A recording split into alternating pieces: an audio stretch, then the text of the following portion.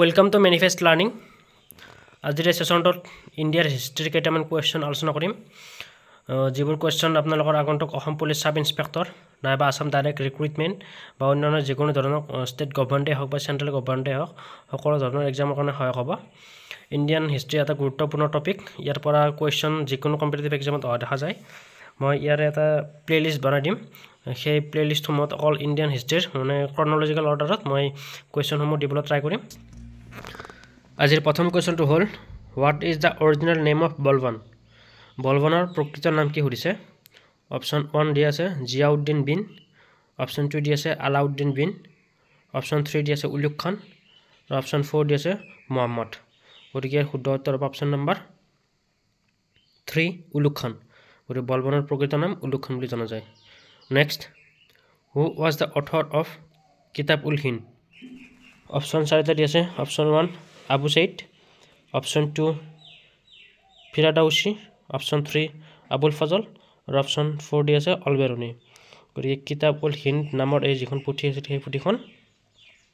option 4 দিয়া অলবেৰুনিয়ে ৰচনা কৰিছিল নেক্সট কুৱেশ্যন আগবাঢ়িছোঁ the founder of the Pala dynasty of Bengal was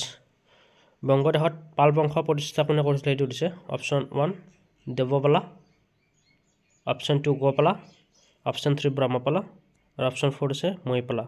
গতিকে শুদ্ধ উত্তৰ হ'ব অপশ্যন নম্বৰ 2 গোপালা এই গোপালাই বংগদেশত পাল বংশ প্ৰতিষ্ঠা কৰিছিল আৰু আমাৰ অসমত পাল বংশ প্ৰতিষ্ঠা কৰিছিল ব্ৰহ্মপালাই নেক্সট কুৱেশ্যন আগবাঢ়িছোঁ name the first ruler who introduced canal irrigation in India ভাৰতবৰ্ষত জলসিঞ্চনৰ বাবে কেনেল ব্যৱস্থাটো কোনে কৰিছিল সেইটো সুধিছে ইয়াত অপশ্যন 4 দিছে অপশ্যন 1 টিপু সুলতান অপশ্যন 2 ফিৰোজ শাহ তুগলক অপশ্যন 3 আকবৰ আৰু অপশ্যন 4 দি আছে মুহাম্মদ বিন তুগলক গতিকে খেতি বাতিৰ কাৰণে জলসিঞ্চনৰ ব্যৱস্থা কৰিছিল ফিৰোজ শাহ তুগলক নামৰ ব্যক্তিগৰাকীয়ে যিটো তুগলক বংশৰ ৰজা আছিল next who was the commander of Alauddin Khilji who led the campaign to south India was দক্ষিণ ভাৰতলৈ অভিযানৰ নেতৃত্ব দিয়া আলাউদ্দিন খিলজি সেনাপতি কোন আছিল অপশ্যন 4 দিছে অপশ্যন 1 উলুগ খান অপশ্যন 2 মালিক কাফুৰ অপশ্যন 3 নুছাৰত খান আৰু অপশ্যন 4 দি আছে আলফ খান গতিকে শুদ্ধ উত্তৰ অপশ্যন নম্বৰ 2 মালিক কাফুৰ এই মালিক কাফুৰে আহিছিল লিড কৰিছিল এই মালিক কাফুৰে আলাউদ্দিন খিলজিক চাউথৰ ফালে যাবলৈকে লিড কৰিছিল next when Muhammad Ghazni was invaded Somnath the ruler of Gujarat was যেতিয়া মুহাম্মদ গাজনীয়ে সোমনাথ মন্দিৰটো আক্ৰমণ কৰিছিল তেতিয়া গুজৰাটৰ শাসক কোন আছিল এইটো সুধিছিল অপশ্যন 1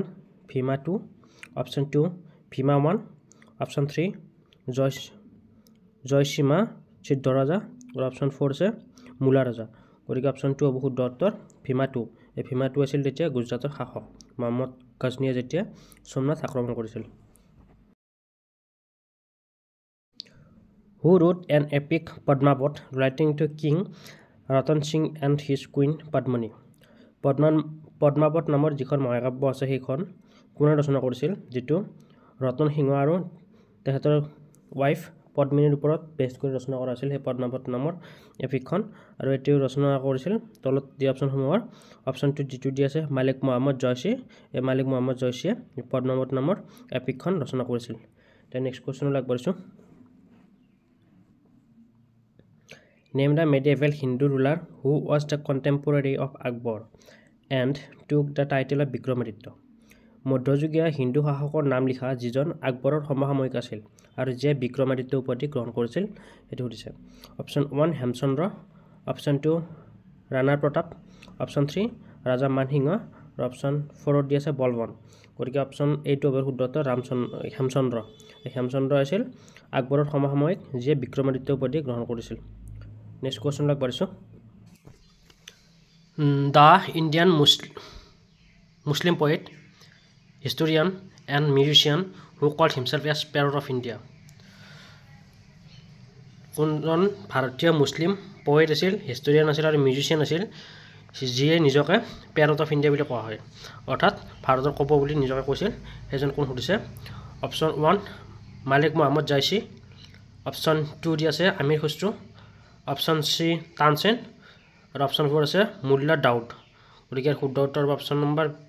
টু আমিৰ খ্ৰীষ্টু এই আমিৰ খ্ৰীষ্টুৱে নিজকে পয়েট হিষ্টৰিয়ান আৰু মিউজিচিয়ান আছিল আৰু সিয়ে নিজকে পেৰট অফ ইণ্ডিয়া বুলি কৈছিল নেক্সট কুৱেশ্যন আগবাঢ়িছোঁ during whose reign Mughal empire reach its maximum territorial extent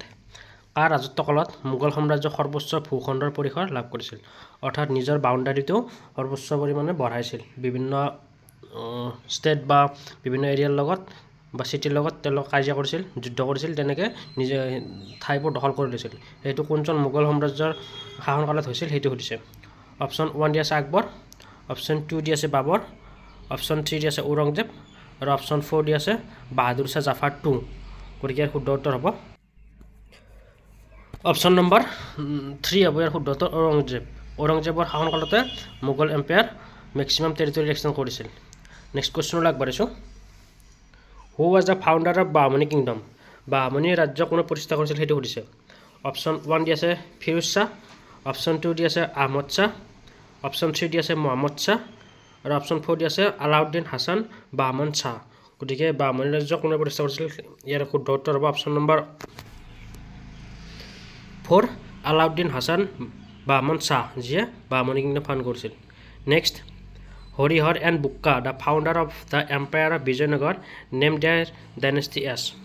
এই বিজয়নগৰ এম্পায়াৰটো কোনে ফাউণ্ড কৰিছিল হৰিহৰ আৰু বুক্কাই ফাউণ্ড কৰিছিল আৰু তেওঁলোকৰ বংশৰ নাম কি দিছিল সেইটো সুধিছে অপশ্যন 1 সংগমা অপশ্যন 2 চালুভা অপশ্যন 3 আৰাবিডু আৰু অপশ্যন 4 আছে টুলুভা গতিকে অপশ্যন এ হ'ব শুদ্ধ উত্তৰ এই চাংগামা নাম দিছিল তেওঁলোকৰ বংশটো next name the 2 major crops introduced in India during the Mughal period মোগলৰ শাসন কালছোৱাত প্ৰৱৰ্তন কৰা প্ৰধান শস্যৰ দুটাৰ নাম কি সেইটো সুধিছে অপশ্যন 1 দি আছে টবাকুৱান মেইজ অপশ্যন 2 আছে ইণ্ডিগুৱান মেইজ অপশ্যন 3 আছে পটাটুৱান মাষ্টাৰ্ড আৰু অপশ্যন 4 আছে মিলেট এণ্ড গ্ৰাউণ্ডনাট গতিকে অপশ্যন 1 হ'ব শুদ্ধ উত্তৰ টবাকুৱান মেইজ মোগল যুগত এই দুটা খেতি মূলতঃ প্ৰধান খেতি আছিল next the first capital of the Bahmani kingdom was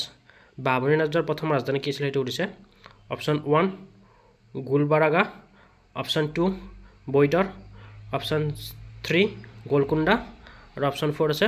Daulatabad গতিকে ইয়াৰ শুদ্ধ উত্তৰ হ'ব অপশ্যন নম্বৰ 1 যিটো দি আছে গুলবাৰাগা এই গুলবাৰাগা আছিল বাহমনি কিংডমৰ ৰাজধানী